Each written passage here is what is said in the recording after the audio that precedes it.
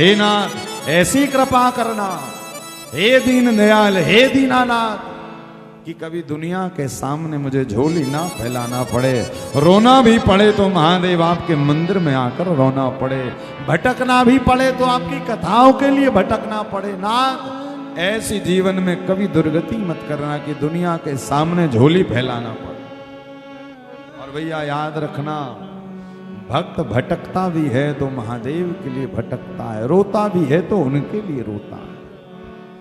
नरसी भी रोए, कहते नरसी ने रात भर शिवलिंग को पकड़कर रोए, कथा थी है, रोते रहे, रोते रोते कहते हैं रात के 12 बजे से और भोर के 4 बजे तक नरसी के आंसुओं से शिवजी का अभिषेक होता रहा।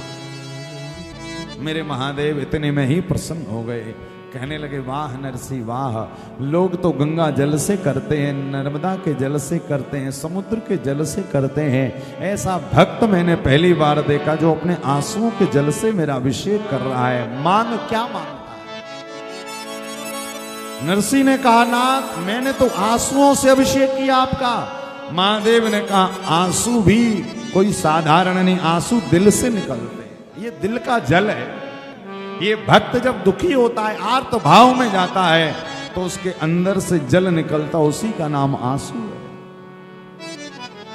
हमारे महादेव बहुत दयालु हैं, कृपा के मूर्त रूप है। कहते हैं आज उस भिखारी को भी रोना आ गया।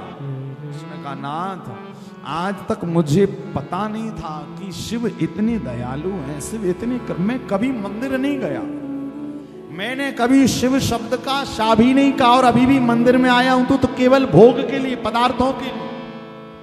और प्रभु आप हैं कि आप प्रकट हो गए। बोले जो तूने मशाल घुमाई ना, बोले आज तक मेरे मंदिर में आकर रात्रि को किसी ने उजाला नहीं किया, तू आया है जिसने इतना प्रकाश किया है, और तूने मेरे मंदिर में प्रकाश किया है। जा आज से मैं तुझे कुबेर बनने का सौभाग्य प्रदान करता हूं।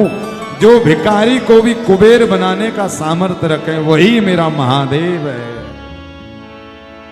भैया जो भिखारी को भी कुबेर बना दे वही मेरा महादेव।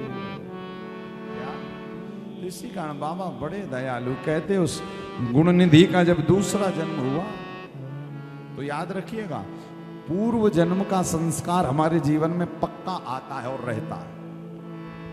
यहां तक लिखा हुआ है कि इस युग में आपको कौन से भगवान ज्यादा अच्छे लग रहे हैं ये भी पूर्व जन्म में ही निश्चित हो जाता है।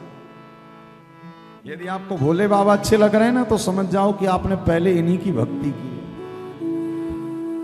और उस समय आदि छोड़कर आए हो, वहां पर ब्रेक किया और फिर यहां पर कई आपने देखा ना बच्चे बचपन से ही पूजन पाठ में लग जाते हैं। इसका मतलब समझिए पक्का घर में कोई साधु आ गया, कोई भगत आ गया। और मैं सदैव कहा करता हूं भक्त बनाने से नहीं, भक्त तो बने बनाए आते। बचपन से ही कोई तो शिव जी की भक्ति में लग जाता है, कोई देवी जी की भक्ति में लग जाता है, कोई राघव जी की भक्ति में लग जाता है। आपको वैसा परिवार मिल जाता है, वैसा घर मिल जाता है, वैसे लोग मिल जाते हैं कि आप धीरे धीरे उस भक्ति के पथ पर आगे बढ़ते जाते हैं। करने कराने से कुछ नहीं होता, सब बना बनाया आता है। और जीवन में एक बात और याद रखिए, सब बना बनाया आगे मिलता भी जाता है। व्यक्ति को केवल मृत्यु लोक पर आकर कर्म करना पड़ता है। बना बनाया तो आपके लिए रखा है, समय आने पर वो प्राप्त हो जाएगा, किंतु वहां बिना कर्म के नहीं मिलेगा।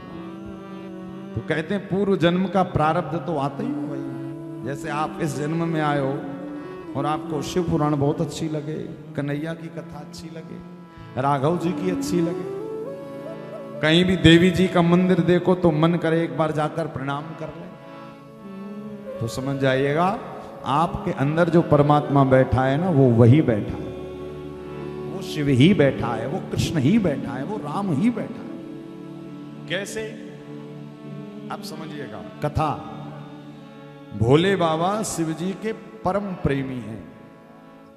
क्या परम प्रेमी। जब सती और शिवजी कुंभज ऋषि के यहां पर कथा सुनने के लिए गए थे और जब कुंभज ऋषि के यहां से कथा सुनकर आ रहे थे तो भोले बाबा राम जी को बहुत प्रेम करते हैं। जय सच्चिदानंद जग पावन अस कही चले ओ मनोज न सावन।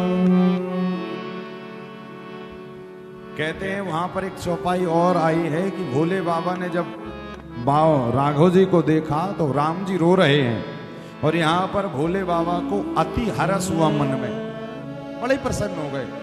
क्यों हो गए? बोले इसी कारण महादेव प्रसन्न हुए कि राघव जी को देखा कि सीता मैया का हरण हो गया और राघव सरकार अन्वेषण कर रहे हैं, यानी खोज कर रहे हैं। और अन्वेषण करते करते अभी ये जाएंगे सबरी मैया के पास, पंपा सरोवर, उसके आगे बढ़ेंगे, नारद जी के साथ सत्संग होगा, कवंद का उद्धार करेंगे और सीधे ऋषिमुख पर्वत पर जाएंगे। और ऋषिमुख पर्वत पर जाएंगे तो शंकर जी सोच रहे अभी तक तो मैंने राघव जी की भक्ति बड़ी दूर दूर से की थी, किंतु अब मैं हनुमान बनकर जाऊंगा और अब से मैं राम जी के साथ फिर परमानेंट हो जाऊंगा। ये शिव जी की भक्ति का देखिए, ये हो गया प्रारब्ध, शिव जी हो गए प्रारब्ध।